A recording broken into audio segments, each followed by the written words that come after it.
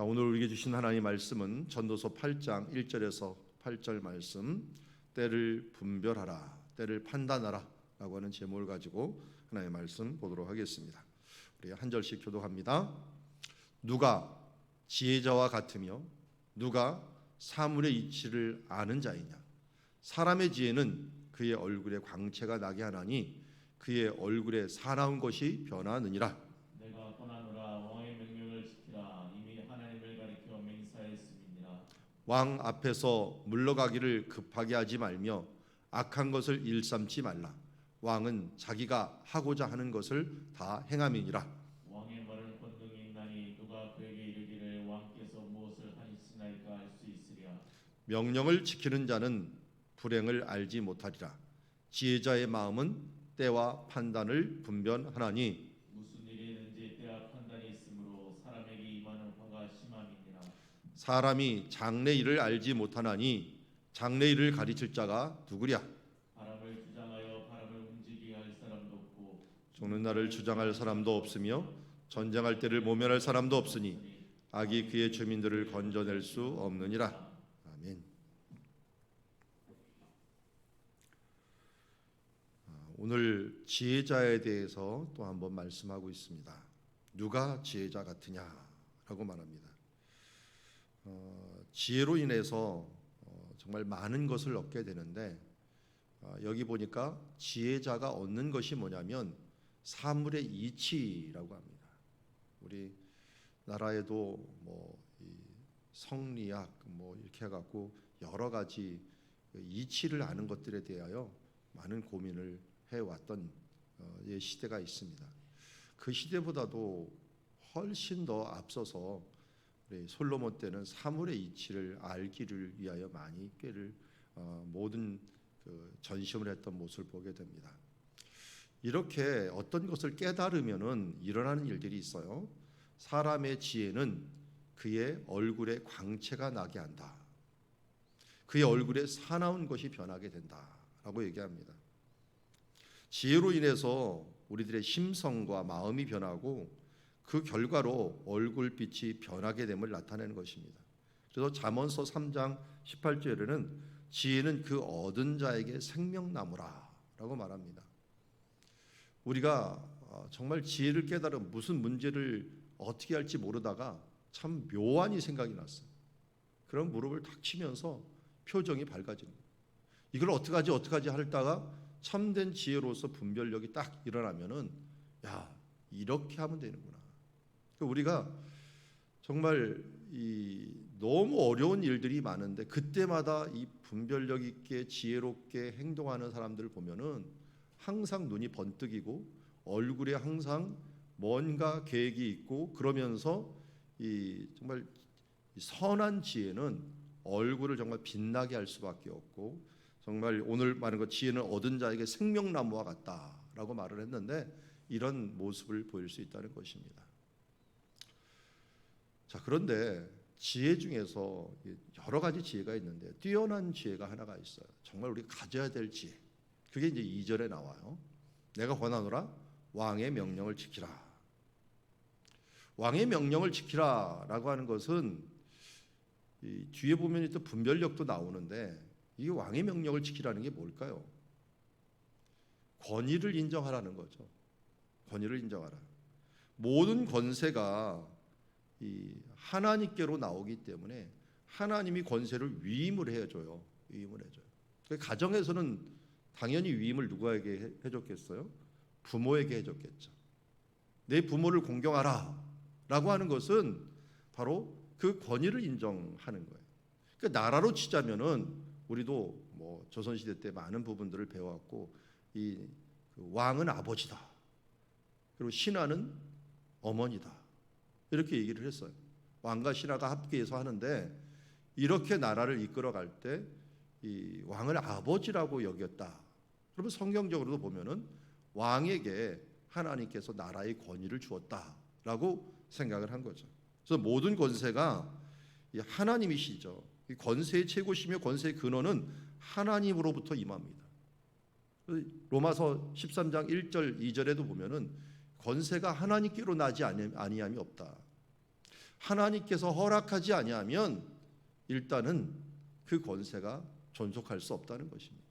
그래서 구약 성경을 많이 보면은 바벨론이 일어나고 아수르가 일어나고 그 전에 애굽이 일어나고 할 때 바로를 결국 세우시지는 않았지만 그것을 묵인하시고 허용하셨던 하나님, 또 느부갓네살이나 고레스나 이런 부분들을 허용하셨던 하나님께서는 그들을 사용해 갖고 나라를 통치하고 하나님 나라를 이루어가는 것을 보게 됩니다. 잘 보면 예수님 오실 때 때가 차매라고 하는 말씀을 하시는데 그 때가 차기까지 하나님께서 많은 제국을 만들어요. 다니엘의 이런 신상을 보듯이 금으로 만든 느부갓네살 왕 같은 사람들이 바벨론이 있고요. 그 바벨론 뒤에 그리고 페르시아라고 하는 바사라고 하는 고레스가 세운 나라가 있고요. 그 뒤에 알렉산더라고 하는 그런 동으로 만든 그 헬라라고 하는 나라가 있고요. 그 뒤에 가이사라고 하는 이 시저라고 하는 그 사람들을 통해서 옥타비아누스, 아구스토, 티베리우스 이런 사람들이 만드는 로마가 있게 됩니다. 이런 황제들이 나라를 통치할 때마다 하나님은 하나하나를 준비해 오셔요. 바벨론을 통해서는 흩어지게 회당을 만드시고, 그 다음 페르시아를 통해서는 종교의 자유가 선포되게 하시고, 헬라를 통해서는 언어가 통일되고 복음에 어디든지 전할 수 있는 아고라라는 것들을 만들게 하시고, 로마를 통해서는 법이 통일되고 이 길이 열려지는, 모든 길이 로마로 향하면서 길이 열려지는 이런 현상들, 이런 것들을 하나님 준비하셨다가 예수님께서 오셔서 복음이 급속도로 퍼질 수 있도록 만들어 놓는 것들을 보게 됩니다. 이것이 뭡니까? 왕들을 움직여서 하나님의 큰 그림을 그리고 있다는 것입니다. 그러기에 우리는 왕에 대해서 무조건 대척하면서 행하는 것이 아니라 하나님이 이 왕들을 통하여 무엇을 행하려고 하시는가 하는 부분들을 큰 그림 안에서 돌아보고 있어야 된다는 것입니다. 그러기에 우리는 하나님이 주신 우리의 권위에 대해서 순종을 해야 된다는 거예요. 여러분, 권위에 순종을 안 하면 어떻게 해요? 애들이 공부를 안 해요. 우리 다음 세대 정말 이 문제가 되는 것은 선생님들의 권위를 인정하지 않으면 애들이 학업을 포기하는 거예요. 사업장에서 이 사장이나 회장이나 위에 있는 자기 상사에 대해서 권위를 인정하자면 그 사업이 굴러가겠습니까? 교회에서도 마찬가지죠. 앞에는 목사들, 목사님들, 그리고 또한 지도하는 우리 앞에 있는 부장님들, 이런 부분들이 앞장서 일을 할 때 우리가 함께 하지 않는다면 어떻게 하나님의 나라가 굴러갈 수 있겠습니까? 예수님도 말씀하셨죠. 각 나라에 이 마귀조차도 마귀가 마귀를 대적하면, 귀신이 귀신을 대적하면 어떻게 나라가 서겠느냐라고 말씀하신 것처럼 권위가 무너지는 세상에서는 질서가 무너지게 되면서 모든 것들이 무너지게 되는 겁니다. 그래서 2절에 보면 이렇게 뒤에 보면 나와요. 이미 하나님을 가리켜 맹세하였습니다. 이게 뭐냐면 신하 얘기하는 거예요. 신하. 너는 신하이지 않느냐? 너는 백성이지 않느냐? 왕의 명령을 왜 지켜야 되냐면 너는 신하가 될 때 왕의 명령을 지키겠다고 맹세하였기 때문이다 라고 하는 거예요. 기본이죠. 부모를 공경하는 건 자녀들이 태어날 때부터 부모를 공경해야 되는 마땅한 위치에 있음에도 불구하고 공경하지 않는다면 그 질서가 무너지면서 그 집안이 무너지게 되는 거나 마찬가지입니다. 그래서 심지어 3절에서 그런 어떤 왕 앞에 대적하는 이 작은 몸짓도 하지 말라는 거예요. 왜냐하면 왕 앞에 물러가기를 급하게 하지 말고 라고 해요. 조금만 빨리 움직이면 얘가 뭐 잘못하나, 아주 빌미를 주지 말고 공손하게 겸손히 행하라고 말씀하고 있습니다. 그리고 악한 것을 일삼지 말라. 왕은 자기가 하고자 하는 것을 다 행함이라. 권위와 질서가 있는 사람들, 그것이 있는데 그걸 무시하는 사람은 언제든지 그분에게 징계를 받게 되죠. 그래서 4절에 함부로 말도 못합니다. 왕의 말은 권능이 있나니 누가 그에게 이르기를 왕께서 무엇을 하시나이까? 라고 감히 왜 이걸 하십니까? 라고 하면서 따지듯이 말할 수 없다는 것입니다. 여러분, 하나님의 권능이 얼마나 세신지는 아시죠? 말 한마디에 천지가 창조되었습니다. 우리가 옛날에 말한 것처럼 가라사대, 빛이시라 선포하시는 그 말씀 하나로 모든 것이 이뤘듯이 여기 왕의 말은 권능이 있다라고 하는 것은 왕이 하나님께서 여호와 하나님께서 창조하시고 하늘과 땅에 있는 모든 권세를 예수 그리스도에게 주셨습니다. 예수님의 이 권세, 이 이름을 가지고 베드로가 처음으로 내가 나사렛 예수 이름으로 명하노니 일어나라 라고 할 때 그 권능의 이름으로 일어나게 된 것을 보게 됩니다. 여러분, 권위가 위임이 되었을 때 얼마나 동일한 능력이 나타났는지 모릅니다. 그래서 나사렛 예수의 이름의 능력이 바로 우리에게 위임이 되었기 때문에 우리도 이 세상과 사탄에 대해서 이 권위를 가지고 우리가 선포할 수가 있는 것입니다. 오른쪽에 그림 하나가 있는데 뭔 그림인지 잘 모르실 겁니다. 이거 저도 딱 보면 모를 것 같아요. 시므이예요. 시므이라고 하는 그 다윗을 저주했던 베냐민 지파 사람 아시죠? 근데 그 사람이 솔로몬 앞에 서 있는 겁니다. 솔로몬이 아버지의 유언에 따라서 시므이를 다루게 됩니다. 그를 죄 없다고 하지 마라. 내가 용서를 했지만 죄 없다고 하지 마라. 그래서 시므이에게 너는 이제 궁 밖으로 나가지 말고 나와 함께 있어라. 왜냐하면 또 밖으로 하면 사고 칠 것 같으니까 한마디로 가택연금보다는 좀 나은 이 다윗 궁전 그 안에 살도록 했습니다. 이 정도면 좋은 것 아닙니까? 그런데 이 시므이가 아니나 다를까 종이 이 약점을 알고 도망을 가버렸어요. 이 도망간 종을 갖다가 저 가드라는 곳까지 쫓아가갖고 한 50km 되는 50km 안 되고 50km 되겠군요. 거기까지 쫓아가갖고 그를 잡아왔어요. 그래서 잡아올 때 무슨 일을 범했냐면 왕이 궁전을 떠나지 말라, 이 다윗 성을 떠나지 말라고 했는데 떠나버린 거예요. 한마디로 그 말을 중요하게 여기지 않았던 것이죠. 엄하게 여기지 않았던 거죠. 결국 그가 처형을 당하게 되는 것을 보게 됩니다. 우리가 악한 것을 일삼다가 왕의 명령을 어기는 일들, 이 일들이 얼마나 큰 참혹한 결과를 가져오는가 하는 것을 성경을 통하여 작은 세상의 왕을 통하여 보게 된 것처럼 이것은 넘어서 하나님의 권위, 하나님을 경외하는 삶을 살 것을 우리에게 이야기하고 있고 하나님께서 위임하신 이 질서를 존중하면서 살아갈 것을 우리에게 말씀하고 있습니다.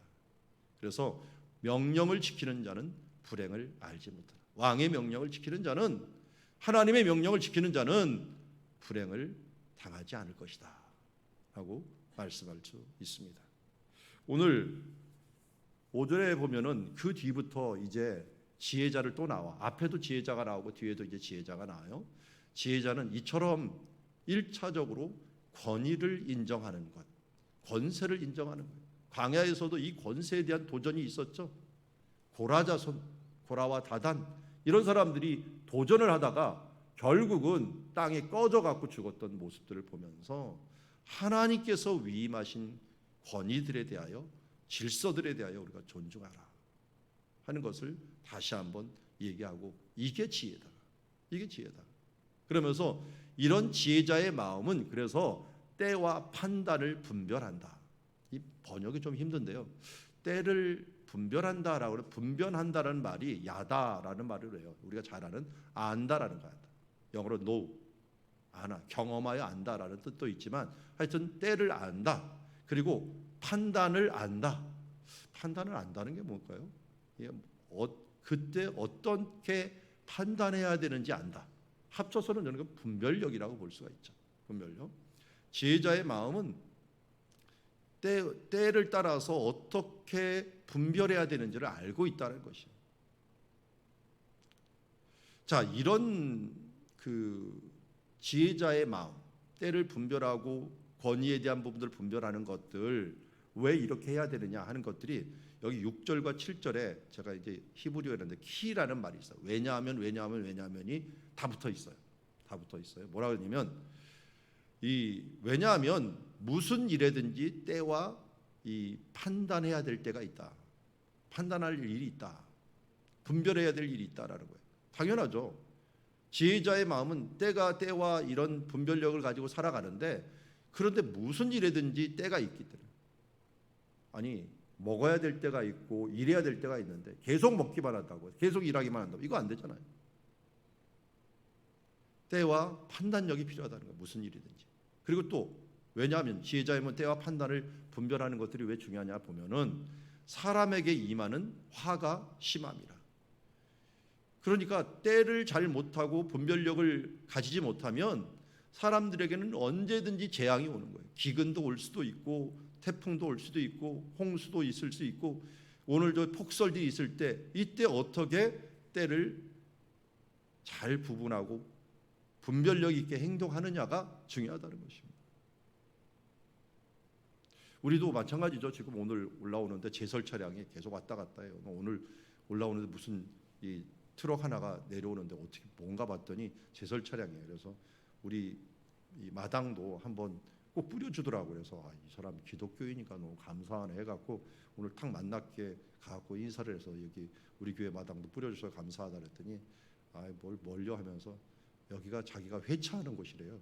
차가 이렇게 한번 돌아가는 곳이라서 더 잘 뿌려놔야지 자기 차가 미끄러지지 않는다고 회차를 하기 때문에 한다 그랬는데 어쨌든 인사를 하다 보니까 이유를 알게 됐는데 그 이유가 이 누이 좋고 매부 좋고라고 하는 그런 상황이 되더라고요. 어쨌든 우리가 이 폭설 같은 인원 때에 또 만남 또 이 이게 제대로 안 뿌려지면 뭐 합니까?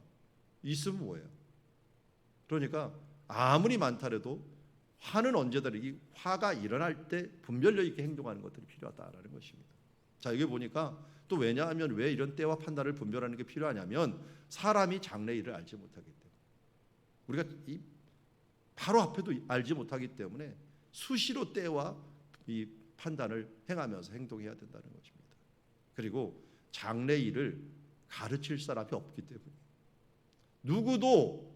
누구도 자기도 알지 못하지만 다른 사람들도 알지 못해요.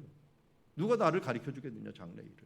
물론 먼저 간 사람들이 이렇게 가더라라고 하는 부분들을 알려주지만 우리의 모든 하루는 다 새로운 하루입니다.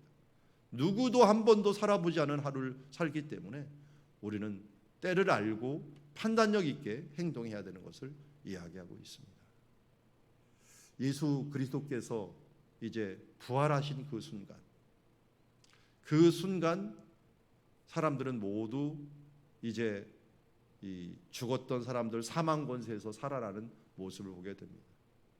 우리의 장래 일들을 성경이 기본적으로 알려주고 있어요. 사람으로는 도저히 알 수가 없어요. 그래서 성경 말씀이 하나님만이 이것을 알 수 있기 때문에 이미 살아나신 예수 그리스도 그리고 지금도 보좌 우편에서 우리를 보고 계시는 예수 그리스도 그분을 바라보면서 살아갈 때 우리가 하루하루를 정말 실수하지 않고 때와 판단력 있게 해서 이런 화가 심하고 앞으로 한 치 앞도 모르는 이 세계를 판단력 있게 살아갈 수 있다라고 말하고 있습니다. 8절에 보면 바람, 루아흐라고 부르는데요. 이 바람을 주장하여 바람을 움직이게 할 사람도 없고 근데 바람이라는 말이 우리들의 영혼도 됩니다. 생기도 되고요. 그래서 생기를 주장하여 이 생기를 움직이게 할 사람이다. 생명을 주장할 사람도 사실은 없다라는 말도 될 수가 있습니다. 그래서 그러다 보니까 죽는 날을 주장할 사람도 없다. 전쟁할 때를 모면할 사람도 없다. 그래서 원래 히브리어로 없다라는 게 애인인데 애인 하면서 세 번을 없다 이렇게 계속 얘기를 합니다. 뭐가 없어요? 어떤 사람도 생명을 좌지우지 못하고 죽는 날을 정하지도 못하고 전쟁을 또한 자기가 멈추게도 할 수 없다는 거예요. 지금 우크라이나 전쟁이 이렇게 오래가고 이렇게 정말 참 러시아도 전쟁을 이기기 위해서 진짜 나쁜 방법을 쓰죠. 사람을 얼려 죽일 생각을 하는 전기 끊어버리고 석유 끊어버리고 해갖고 살아가지도 못하게 만들어버리는. 그런데 그런 것을 어떻게 누가 멈추게 됩니까? 모면할 사람이 없다는 이 땅에서. 한번 일어나게 되면 이건 누구도 제대로 통제할 수 없는 상황이 된다는 것입니다. 악이 그의 주민을 건져낼 수 없느니라.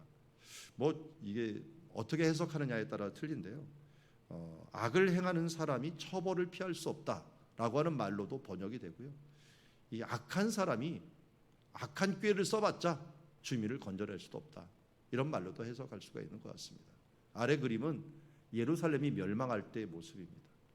예수님 시대 이후 주후 70년경에 예루살렘이 멸망할 때인데 그 멸망할 때 전쟁을 모면할 수도 없고 여기에 또 예루살렘을 점령하였던 그때가 사칼이라고 했고 열심당원들이 나중에는 예루살렘을 장악을 해갖고 거기서 열심히 싸웠지만 그러나 그 열심당원들은 사람들을 그 전에도 칼로 찔러 죽이고 자기 마음에 안 들면 살해하고 하면서 내부적으로도 사람을 죽이고 외부적으로도 사람을 죽이는 악한 사람들이 남아 있다가 결국은 다 무너져 버린 결과들을 가지게 되었습니다.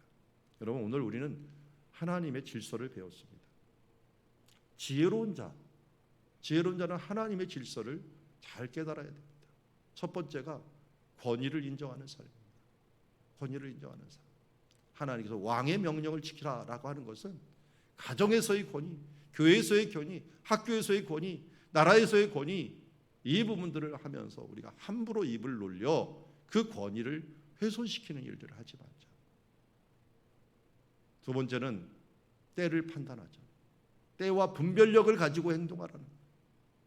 이게 하나님이 주신 지혜, 이것으로 우리가 해야 될 부분입니다. 이것을 우리가 내 인간적인 지혜로 했다가는 장차 누가 우리 장차 일들을 알려주겠습니까? 장차 일을 아실 유일한 분은 하나님이시기 때문에 오늘도 우리에게 주신 성령님 그분과 함께 동행하면서 하루하루 순간순간 주님께서 이끄시는 대로 우리가 살아가는 주님의 자녀가 돼야지 이 뒤에 있는 노아의 방주 때와 같이 때를 놓치고 결국은 밖에서 후회하고 아무리 소리쳐봤자 결국 심판대 앞에 설 수밖에 없다는 것을 알고 그의 나라와 그의 의를 구하면서 오늘도 우리가 이 아침에 기도하는 이유가 무엇입니까? 내가 하루 한 치 앞도 모르는 인생이요, 누구도 그것을 알려줄 수 없기에 주님 앞에 기도하면서 그분의 권위를 인정하고 그분의 나라를 인정하면서 나아가는 우리가 되어야 될 줄 믿습니다. 우리 시간 합심하여 함께 이런 모습을 통해서 기도하며 나아가는 오늘 하루가 되기를 주의 이름으로 축원합니다. 기도하겠습니다. 하나님 아버지, 오늘 참된 지혜는 무엇입니까? 하나님의 질서를 인정하는 것이요, 특별히 권위를 인정하고 하나님의 나라의 그 때에서 주님 때와 판단을 분별하여 화가 미치는 세상, 언제든지 문제가 있는 이 세상 가운데 때를 알고 분별력 있게 행동할 수 있는 우리들 되게 하여 주시옵소서. 오늘도 그 일을 이루실 유일한 분은 우리 주 예수 그리스도 하나님밖에 없는 줄 믿습니다. 주여, 오늘도 성령 하나님 우리를 이끌어 주시옵시고 기도할 때 우리가 때에 맞게 행동하고 주님 분별력 있게 행동할 수 있는 주의 자녀들 모두 되게 하여 주시옵소서. 예수님의 이름으로 기도드리옵나이다.